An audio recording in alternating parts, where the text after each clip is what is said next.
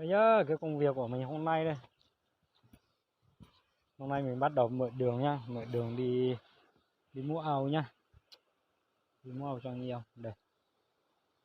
Trước là mình đã mút được một cái ở đây rồi. Nhưng mà hôm nay lại lên mút tiếp một cái nữa. Hôm nay bắt đầu mở cái đường này đi lên trên này. Đi đá cái khe nhỏ bên này nhá. Làm việc rất là vất vả. Đường thì không có.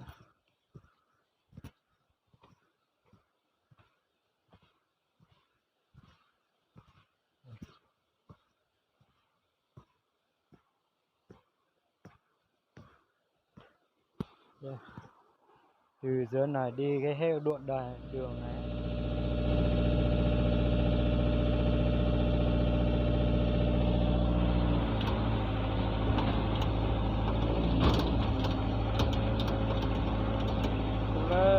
Nó là kamu các bạn trẻ tuổi.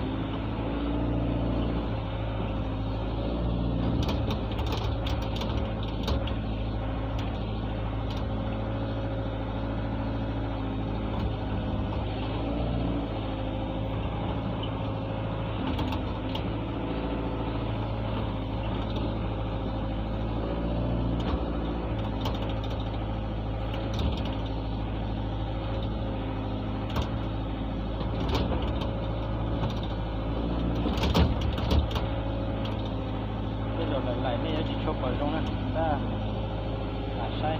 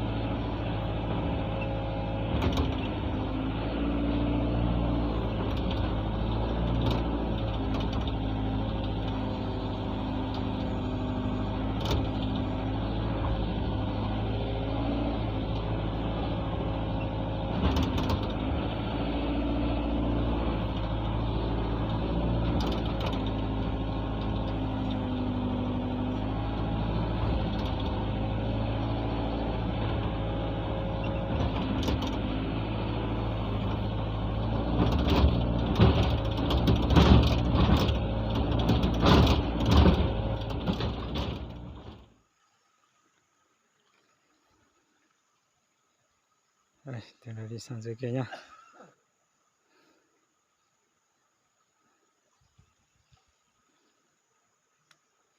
Này đào được 10 ngày không có đỡ rồi. Bờ thì lái tạm thế rồi, hơn 2 mét rồi thì thông máy rồi, cũng hơi sau rồi. Nước thì nó sẽ thải được 1,5 mét rồi. Tối nay thì khả năng là sẽ đánh máy đi về được, nhưng mà sẽ đánh đi một đoạn á để đấy.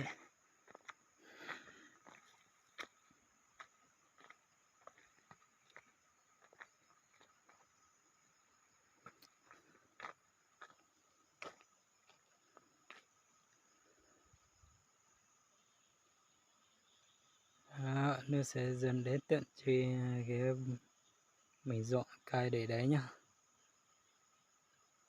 Đây. Quá là thụ máy luôn.